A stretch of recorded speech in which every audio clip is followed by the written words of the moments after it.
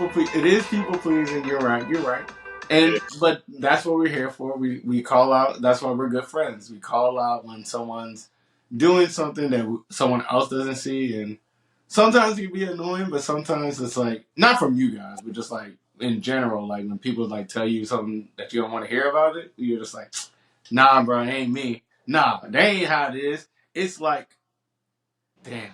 It's Well, like no. the meme, the What it damn really meme. is that since we're such good friends, like I can see it, and like I'm outside of the situation itself, and I'm like, you kind of were on your soapbox a little earlier before we started recording, and you were talking about how you really felt about the situation, and you're like, well, I'm going to do this anyway because what would Nana want? I'm like, no. What would you want? How would you want to go about the situation? Because it seems like you don't really want to be there. You're just going to be there because somebody else told you to be there. And that is people pleasing. And I just want to be home and watch the Super Bowl. Welcome to the Unsolicited Counseling Podcast. We're your hosts. I'm your boy Jermaine. It's your boy Martin. And I'm Catherine. And today we're gonna be, we ain't gonna talk about that heavy stuff. That's gonna be next. Today, Smash. that's gonna be a whole other episode of how to navigate people pleasing or like even feeling like where you are in your place. Today we're gonna keep it light. What are we gonna be talking about today, Martin? Yeah, so today we're going to talk I'd about... let you finish, but Oh, shit! Oh, man, Catherine with the one time. That's great. Because Taylor Swift should not have won Album of the Year. Because obviously Beyonce had the best album of all time. But, we're going to give it to her. We're going to give the album to Taylor. We're going to acknowledge that there's a woman who was nominated that didn't win the award, who should have probably won the award, but, the Grammys got to do better. Anyway, today we're going to be talking about music and how it has kind of helped us get through some tough situations, or, how music kind of affects us on our day-to-day life. Like, speaking for myself, I listen to music every day. It's part of my routine. I get up in the morning, I play some happy music to get me up. If I'm like going for a run in the morning, I like to start the day off with The Rock's Face Off. Have you heard that song? Yes. There's a song from The Rock called Face Off, and I don't think it's from The Rock. It's probably from Tech Nine or somebody like that. Yeah. But it's like this hype music that gets you ready for the gym. It's like, rumble, we gonna take our face off, we gonna rumble. And it just like hypes me up and gets me ready for the day. But that's the essence of the episode. We're just gonna talk about different type of music we listen to get us through our day-to-day life, whether it's a happy day, a sad day, we're just feeling goofy, we're cleaning the house, we're yawning because we're bored of this episode already. Like, it could be anything that kind of tickles our fancy. And, as always, we have Catherine on the episode, the third host. We're going to call the third host. We're still a host. You stuck with us. I know we have a lot of, things that we say during this episode. Oh, prior to going on, where you're like, why am I doing this? Why am I on this podcast with these two incels? But you stuck around. and that's why. And that's why. We need you to balance us out. How are you doing, Catherine? I am feeling good. I'm excited for the episode and to see you guys. The last week has been just like a lot of changes and lots of fast-paced things. Oh, update for my fans out there, because I know they're waiting. Right here. Yeah. Well, I'll go into it later with you guys, but I got dismissed from the yoga studio this past week, aka the cult. Yeah, I know, it's super crazy. But yeah, I'm good. How are you, Jermaine? Well, first of all, that's great. You got out the cult. You're a survivor. Way to go. I'm a survivor. I'm not gonna give. Destiny's Child. Sorry, I'm getting into the episode. Sorry. All the references already. I'm doing good. This week has been really good. Had like I said, I had a soapbox moment with you guys earlier because a lot of stuff going on in my life. But positive note, talked to my therapist this week, kind of like put me back in alignment. Also gave her updates on like my views on life, my goals, my 2024 goals. Still need to do the vision board. Just been lazy. It's on my Canva. Just need to print it out. But yeah, she's like proud of me, and it just shows that like the work that I've been doing has been good. just run, like preparing for the race, because after Martin finished his race, it inspired me to do the half marathon that I swore to you guys that I would never ever do again. And now look at us, here we are. But other than that, things have been great. Life has been good and overall, and I can't complain. How about you, bro? Man, let me tell you, my neck is so sore. It's so sore. I mean, it's just like this heavy weight just like Um, weighing me down. This marathon finishing medal. It's just a lot. It's a lot. And oh no, there's another one for finishing a 5K the day prior. um, And oh my god, there's just so much. Like I know there's 2 chains. This is 3 chains. They call me 3 chains these days because I have 3 chains that I'm rocking. But these are going to get obnoxious really quickly, so we're going to take those off. But yeah, this past weekend I completed my booby trap, which was running a 5K on Saturday, marathon the following day, and I feel great. I'm gonna be honest with you guys because I love you. I want to be honest. I cried when I passed the finish line of the marathon. wow. I teared up. It was the hardest thing I've ever done in my life. And, I don't think I could have made it there without the support of you guys cheering me on. I got some messages that was like, I don't want to let them down. Jermaine sent a couple of cheers through the app that I sent over, and it really made me laugh. I think he played Eye of the Tiger one time. He said Eye of the Tiger one time. And I was like, what is this? I had other friends like chime in, had family like reach out, like, good job, we're halfway there, keep going, living on a prayer. And I was just like, oh my God.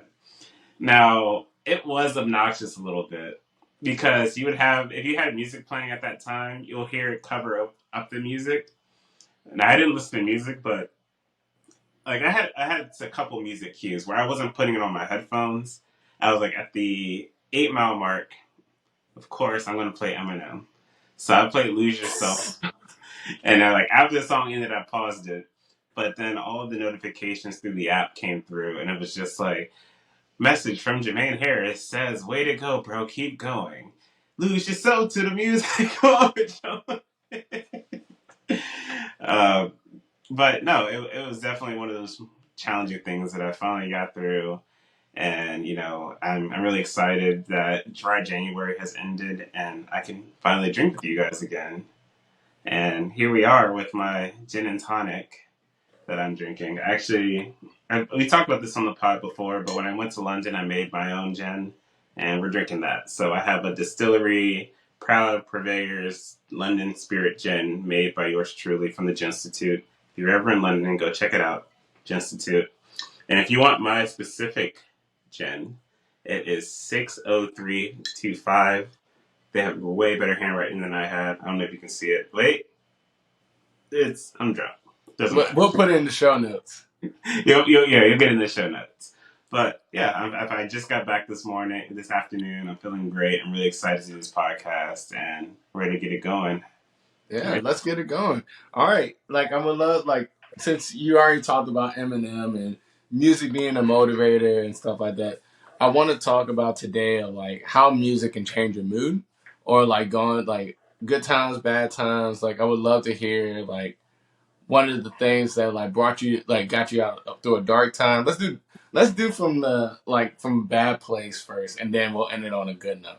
Captain, what music or like art? Let's say song or album. Let's not do artist because that can be like a whole thing. But song or album that got you through a hard time, and how did it get you through it, or like can you like walk us through that time and place when you were like in a really bad place, and then like something the music carried you, or at least you think about it to this day of like helping you through it. Um,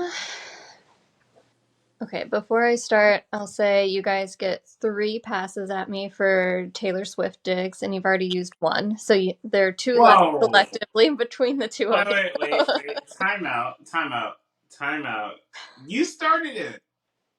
No, You that was a Kanye me. yeah, it was a really good joke. So So it's 1-1. All right. One Kanye hit, one Taylor Swift hit. Oh man, this is a good episode. We got a huge Kanye fan, huge Taylor Swift fan. Just literally embodiment. All right, continue. All right. Yeah, so I've been on the Taylor Swift bandwagon since before it was a thing. Uh, I actually used to get made fun of for listening to her. And like her first album came out when I got my driver's license. So my brother and I just used to like drive around and listen to that. And we grew up, we only listened to Christian music growing up, like old. Hmm. And then my dad would do 80s pop. So that was our like background. All of my musical like taste has happened since college and beyond, like an adult Hmm. for the most part. Uh, so Taylor Swift, obviously very impactful, and lots of like like I remember being in high school listening to some of her like really old songs on repeat. Um, I'm trying to think of something outside of that like bandwagon though. You can Well, Uh, dig deeper in that. is there any like specific songs from Taylor Swift? Like, let's say you were going through a breakup, or you failed a test that you thought you were going to kill. Like, was there any song from Taylor that you were like, "This is what I'm going to play on repeat to get me through this sad moment"? yeah, it depends on like the phase in life, but there's definitely a song for like if you play them, I can be like, this was my song for this, or Hmm. um. Do we need to go by album? Do we need to start with like 1987 or whatever it was, and 89? Am I butchering this Is it entirely? 89? I have no idea. I only know Red and Fearless. That's all I know. Yeah, I didn't want to start naming the wrong color. I feel like that would be more insulting. uh, there's a song that's really popular now. It's called All Too Well, but before it was like really popular when it first came out, that was like my song. And that is like a heartbreaking song that makes you cry every single time. And it's just it's really good. That's my go-to. Like you need a good cry or to feel sad in your feelings, you go to that one. Nice. Now, do you listen to Taylor's version? I heard that's a big thing. Wait, it's different versions? Yeah. So actually, I'm not gonna let I'll let Catherine speak to it. It's fun. This is very funny.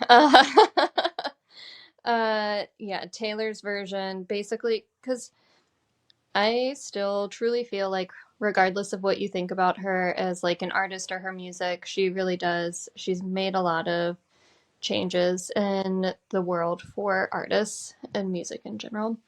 And so she really fought to like own her own music instead of a production company owning it and getting all the rights to it. So Taylor's version is when she re-recorded she re-recorded her entire like for Discography. all of them, like Oh, every single really? album Jesus. underneath her own label so she could own them. And so you listen to like Taylor's version because those are the ones she owns. Now, on Spotify, is it two versions? Now, I'm curious now, the Taylor lore. Is it two versions? Now, are all the new albums all just Taylor, right? All the new ones are. So from Reputation is the last one. And that Mm. one we talk about like that's the album.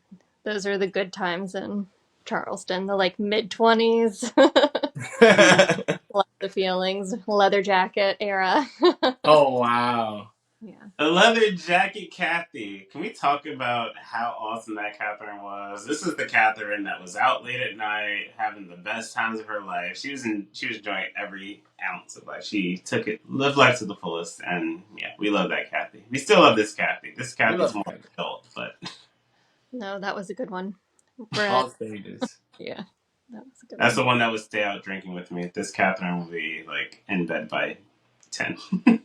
Look, man, Whatever, your bedtime's earlier than mine. I'm 100%, bro. I'm like 8:45. I mean 9:45, bro. Wrap it up. You know what time it is?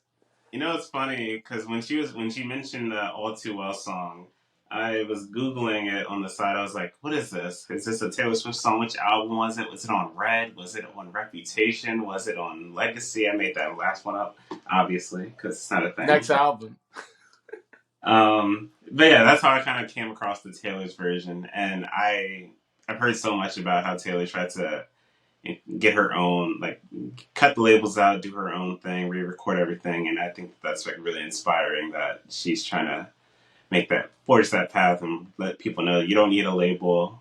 You can kind of produce your own stuff, and if it's good enough, you're gonna do well. And she had a lot of backing from her fans where they would just listen to the Taylor's version so that the other version doesn't even pop up on my Spotify to this point. Like, it's there. You have to dig for it. You have to be a real hater to play the other version. But all the songs of Taylor Swift, they say Taylor's version, so you know which one is going to be supporting her more financially. Nice. It's really cool. Yeah. Nice. Well, since you're already like talking about music, Martin, what during your low period in life, maybe whenever, college, high school, whatever, what song or song artist or album spoke to you the most and why? Oh man, that's really open ended. So I love music. I love listening to everything, and well, besides Taylor Swift, because I'm an adult. But I do love music. One. Keep the counts like the slap bets. Yeah. That's one. um, but yeah, no, I listen to a multitude of music, and as you already know, I love Kanye West. Listen to him a lot. He's my favorite rapper artist in general. And if you haven't already known, he's dropping an album on February 9th called Vultures. Check it out. I don't agree with everything he says, but the music is always fire. And when I was going through some rough times, and like 808s and Heartbreaks, I don't know if you guys have ever listened to that album, where it had like Love Lockdown, it had RoboCop, it had a like Pinocchio story. It was like a whole bunch of stuff that I was going through a breakup. Anytime I went through any type of breakup or a hard time with a relationship, I was like, you know what? Let me throw this on. Let me just listen to Kanye. Let me just hear all his emotions that he was going through at that point in time in his life. And I was like, this is some deep stuff. But even more recently, I've had some heartbreak. So we typically start recording this podcast at 6 p.m. on Wednesdays. And I loaded up the app. I was ready to go. I was so excited to see my friends. I was going to brag about my marathon. And no one was on the call. And for some reason, the only thing that can get me through was Lonely by Akon. I was so lonely. I felt like Mr. Lonely. And I had nobody to call my own. And I, I and can't. I woke up in the middle of the night and my girl wasn't by my side. Could have sworn I was dreaming. For her, I was fiending. So I So I had to take decided a to take a little little ride. ride. Like, it Why do was. I volunteer to do this? But no, but that's an example of a different song that I really love that isn't Kanye. And even Frank Ocean, when like, hearing about his breakups through Channel Orange, I think that me and Jermaine, shout out to Jay, we do our road trips to and from the college, listen to Channel Orange, watch The Throne. But Channel Orange in particular was just one of those deep, like, it was a different sound. Mm-hmm. And I'm not going to say I was bigoted, but I wasn't very open minded back then. So it kind of like shied away from any type of content from gay creators. And he was like the first gay creator I kind of like understood and I saw, and I was like, wow, like this is amazing. Like this is like the best, this is the best album I've ever heard in my life. Mm-hmm. Because I can feel the emotion that he felt through the music. And, it was deep. So, and I want Frank to drop some more stuff. Yeah, man. He dropped Channel Orange, and then he didn't have anything till Blonde, and then Blonde came out, and I was like, I still want more. But he's stingy with his art. He makes sure he perfects it before he drops something new, and I can respect it, but we need more from you, Frank. We need way more from you, Frank. I know that Jermaine heard Blonde with me on the car ride from Randolph. And I wanted you to kind of talk on your experiences with music. I know that you enjoy Blonde, but is there anything else that kind of helped you get through a hard time, or? So I'm going to like one before I go into mine. I want to just echo what you just said. Like I'm not like a huge I'm not on the Taylor Swift bandwagon, but I respect her as an artist, and like also respect I mean Kanye can be crazy, but I respect art. Like so much music nowadays, it's like okay, what can I do to make money?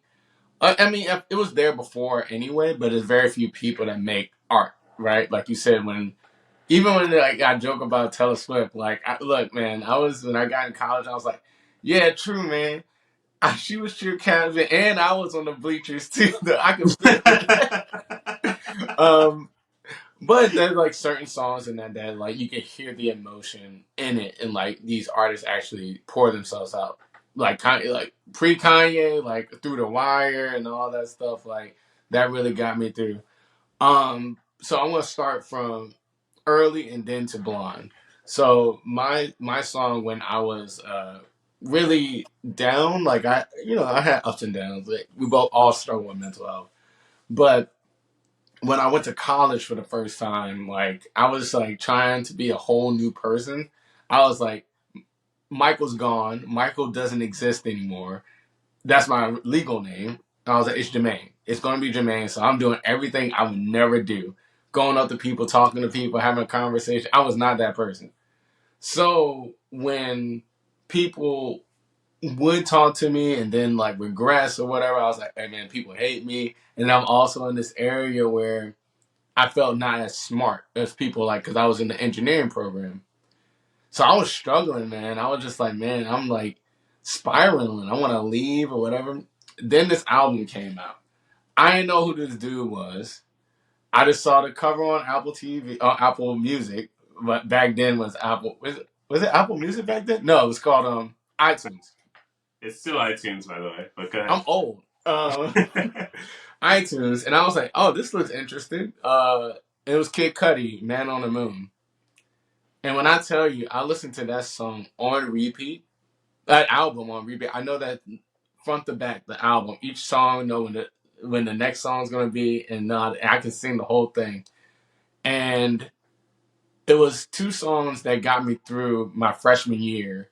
Was especially when I felt like I wasn't smart enough to be in college.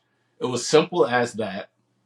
And it was a hype moment for me because I was like, I was like telling myself, "Oh, it's simple. It's simple. Like this physics stuff, this computer science stuff is simple. It's one, two, three." And when I go to my class, I would just listen to that on repeat before I got to class.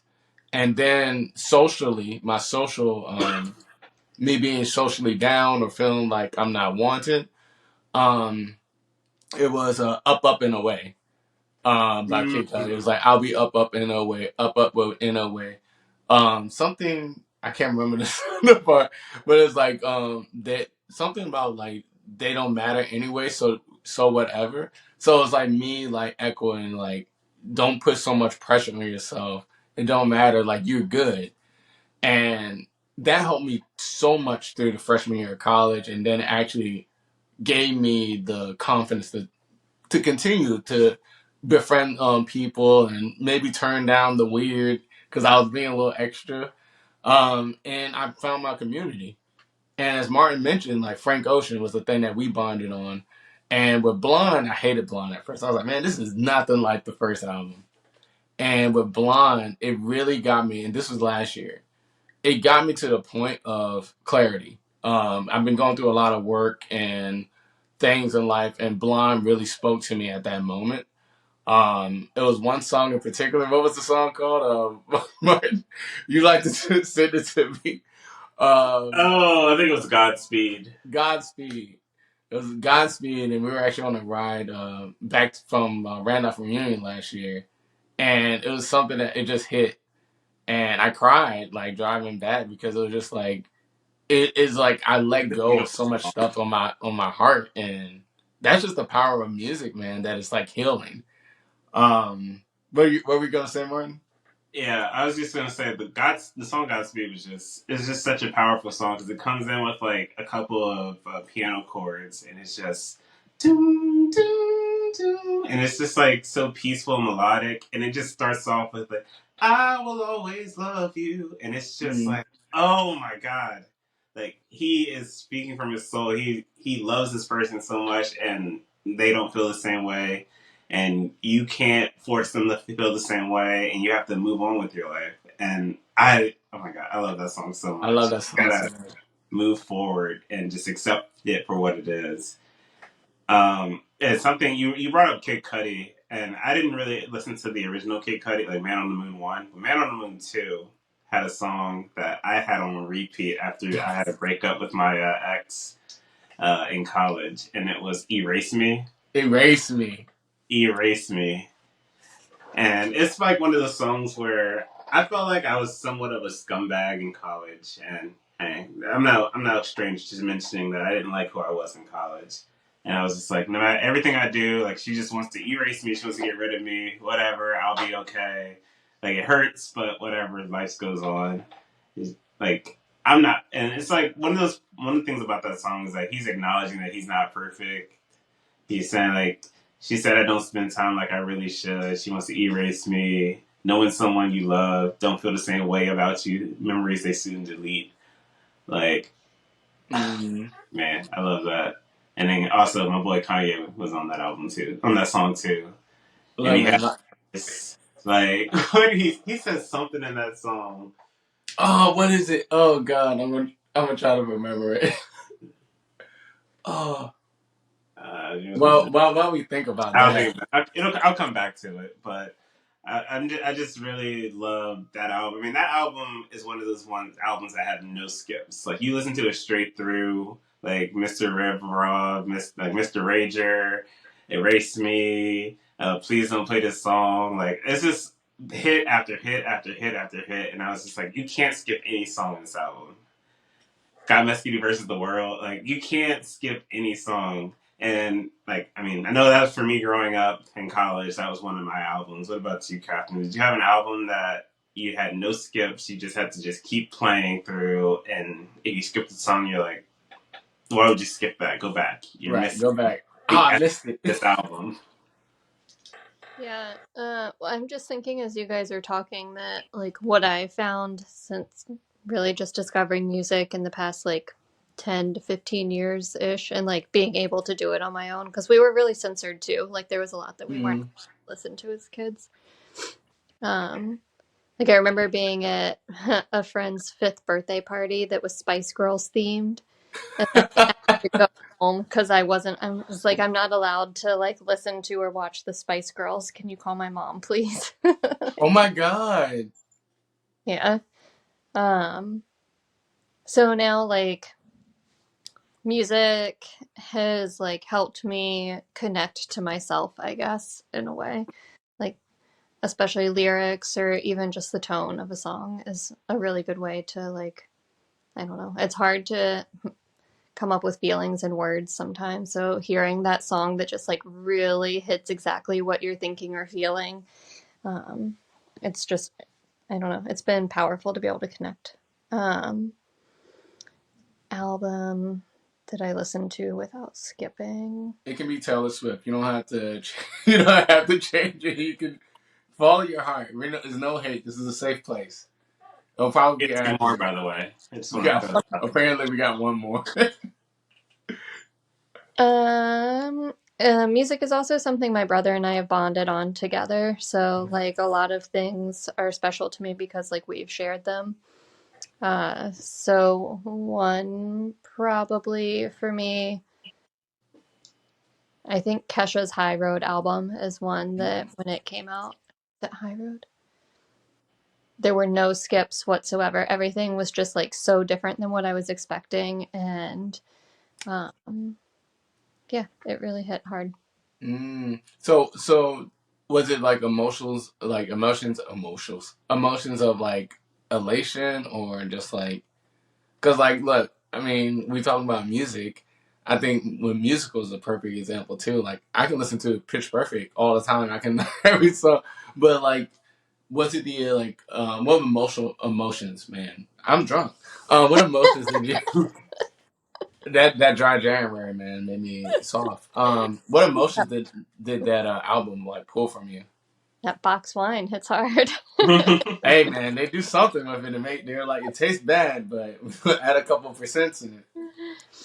So the High Road album specifically was Kesha coming back after a lot of her legal drama and releasing music for like who she wanted to be in her own music and after being censored and a lot of stuff. So there were songs in it that were really like heavy hitters emotionally and like where she really got to show off her range. And then there were some that are just like fun, turn up the volume, we're gonna dance and sing this really, really loud. So I feel like it was just like a very healing album for me and something that my brother and I got to share too. Like I remember the excitement before it came out, and we have a tradition when a new album comes out together that we stay up until midnight and like listen to it first song to last song all the way through one time, like no interruptions. Martin, we doing it. Yeah, With Vulture is coming up. You're like, I'm playing now. You better be playing it right now. Yeah, that's exactly what we do. And no interruptions. You can't like text or talk to each other throughout. You have to listen to it all the way through. And then you can go back and like pick songs and talk and stuff. But it's like sacred time. That is like a new Mm. school listening party. Like I think one of the things that it kind of became a ritual with Jay and I when we go back and forth. Like we listen to Watch the Throne, Channel Orange, any Jay Z like Blueprint. We listen to all these different albums straight through, sing it together. You build some form of a community. Mm-hmm. And it's just like one of those things that doesn't happen anymore. I mean, the way you described it is something that I would love to do with somebody in person. Just have an album playing, no talking, just listening to it, appreciate it, and appreciate the art for what it is. And just Peanut all in. from Little Dicky. I was at this man Listen, house. He had Peanut you were on. so mad at that album. You were so mad at that album. I was mad because my man is all right. I'm not gonna say nothing. He's lazy. I'm gonna say it. He lazy, bro. He took it from the show. I was like, "What have you It been took time working to on?" Bro? create that, though. Fair, fair. But I 100% thought I was like, all right, this man is telling a story through his show that he's like, all right, man, I need to break out of this like writer's block. And then he was like, oh, Penis is coming out. I was like, yo, it's gonna be 12 new songs. 3 new songs out of the entire album. I was like, bro. Luckily, you don't gotta pay for albums anymore, but still, I was like, my Spotify subscription has been ruined by this man. But yeah, Well, one of the other albums that comes to mind, or I would say songs, well, I'll say albums. One of the other albums that have no skips for me is Tyler the Creator's Flower Boy. I love that album. There's a song on there called See You Again that starts off saying these words. I actually pulled it up because I want to get the lyrics right. And it's Frank Ocean's part of it too. He says, "You live in my dream state, relocate my fantasy. I stay in reality. You live in my dream state." Basically, saying that this person, this idea, this person's in their head, and what they could be is just stuck in their head. Continuing on, he says, "Anytime I count sheep, that's the only time we make up, make up. You exist behind my eyelids. I don't want to wake up." mm, Everything that he wants is just like in his dreams. You are the woman of his dream or the person of his dreams. But in my, in my perspective, the woman of my dreams is just like the person between my eyes. I think about them. I dream about them all the time. And I really want to make this thing work and have a perfect life. And I'm drawing this future, building a future with them in my head. And then I wake up and it's like, oh, they're not really here. And I've had like those crushes growing up and all these memories of like, oh, we can have a perfect life together and we can do so much. But then the reality is just like, oh, this bitch don't want me. This person doesn't want me. We don't want the same things in the world. We don't want the same things in life. It's just great to pretend like basically play house. Oops. Basically play house. And try to build that life. He has some other songs on that album as well that I really enjoy. Kind of going through it a little bit. Let me pull this up. But there's no skips on there. Like 911, Mr. There's another Mr. Lonely song. oh God. Here, November, Glitter, Pothole, Jaden Smith. Like there's just so many songs in this album where if you skip anything, it's like you miss a part. Yeah, I'm almost done. Okay. You're ready for bed. You good? Huh? You're ready for bed. No, no.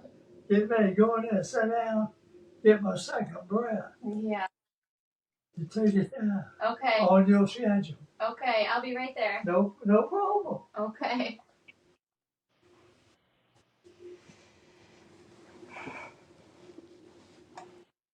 Oh, that's so cute. All right, I'm writing down the timestamp, and now go ahead, man. Yeah, I was just saying that there's just no skips in this album, and it's perfect through and through. If you miss one song, you're missing key details of the story that he's trying to tell throughout the album. So kind of going back to that more positive mindset, like an album that kind of gets you hype or things that just make you happy and cheerful and jovial. Are there any albums or songs that come to mind when you guys think of that? I'll go first. An album or song that like jovial. Um, Damn, that's actually pretty hard. Cause I mean, there's a lot of songs that like I said from Kid Cudi or Frank Ocean that comes recently to mind. But I'll even use like pop because I tend to go to pop songs. Like um, I really like Jack Harlow a lot right now. So anything that once gets me hype and stuff or whatever, I'm in a happy mood. I'll put on some Jack Harlow and get me through it. And also, I've been like you all know, I've been listening, studying Spanish, so I've been listening to a lot of like Carol G and Yeah. Becky G.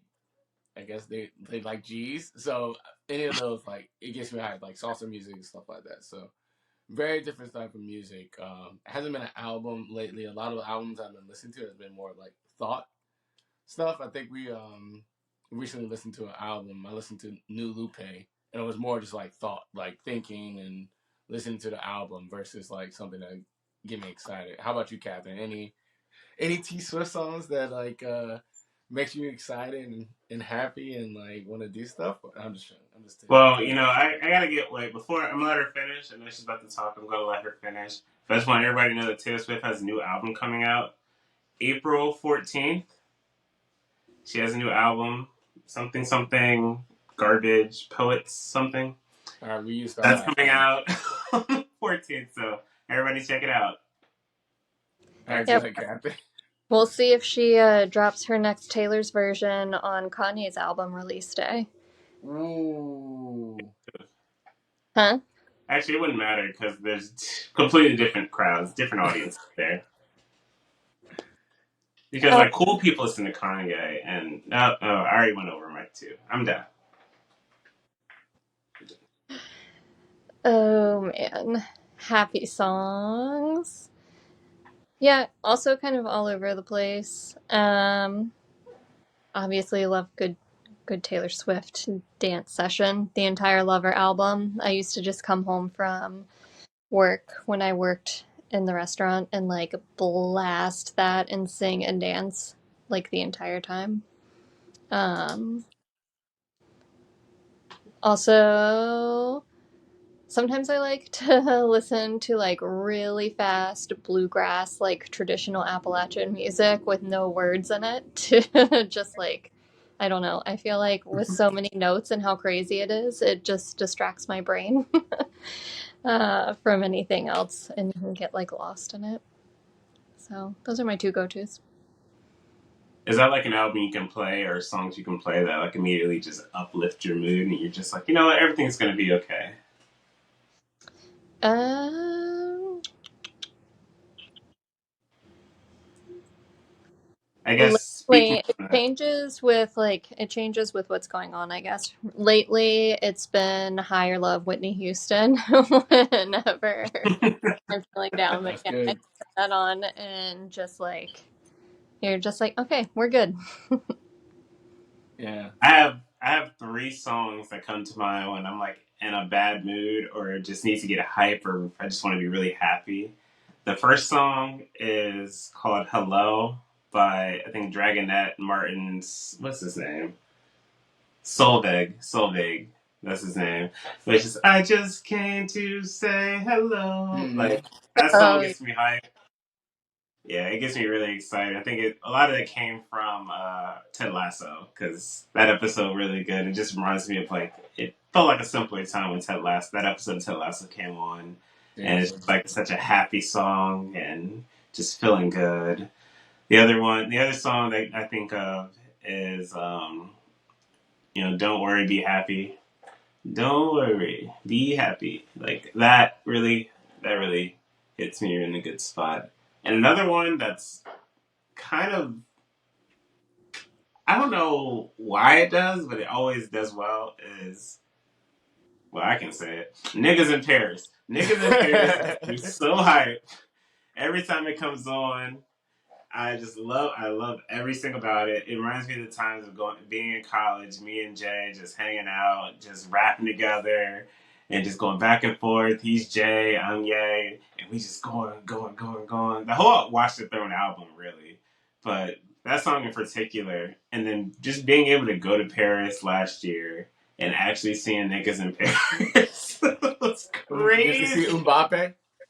I did not see him. I didn't see Victor Wembanyama either. Oh no. But it was just so surreal to be in that environment. And as soon as I landed, it's like, we want to play one song and one song only. Oh, hard motherfuckers wanna find me. Dun, dun, dun, dun. Oh my god, that's such a I good song. just remembered my like ultimate happy one when What? I to get off work from the like fancy restaurant that I managed, and we had a bad night. Instead of like going out to bars or something, I would just drive back and forth across the Ravenel Bridge in Charleston with the windows down, blasting this. I would like get to one end, turn around, ride back across, and just do it over and over. Like a prayer, Madonna. As loud as I can. Just like singing, screaming it. And I would just do that until I felt better to go home. I also want to Um, give one more shout out. One more shout out to the song that shout out to Aaron and Phil because anytime we get together we play this damn song. It's so stupid. But you mentioned Whitney Yeah. and it's every woman. yes. Whatever Yes. you are. I'm every woman. And I'm just like sitting there spinning around on my head back. I have one more. And it's from like honestly it's like the whole first Pitch Perfect the first Pitch Perfect movie. But number one is Since You've Been Gone. Oh I man. don't know Kelly why. Clarkson? Yes. Like I Man. don't know why that just like I can just sing that and I'm just like it just puts me in the mood. But yeah, man, that's a I'm telling you, man. Look, you said this is gonna be a pitch perfect night, 100% down whole time. And I forgot it was another one, but I think it was I I'll let you guys know in the comments below. But if you guys have enjoyed this episode, you know, please leave us a comment and like let us know what music that you listen to, what nostalgia, good times, bad times. Let us know in the comments, albums, artists. Where can they send this information to, Martin? Yeah, you can find us at Unsolicited Counseling Podcast on Facebook. You're probably watching us live right now. You can also find us at Unsolicited Counseling on Instagram and YouTube. And you can shoot us an email at youadvicepodcast@gmail.com if you have any grievances, you think we got something wrong, if you think Taylor Swift is relevant, just let us know there. And Yeah, if you have any questions you want to ask to the podcast, just reach out there. yeah, it's fine. It's all good. This is a safe place. Well, as always, guys, we love you guys. We're here for you guys. One drink at a time, one episode at a time. Be easy, y'all. Latest. Punching out. See, look, I didn't cut you off this. My bad.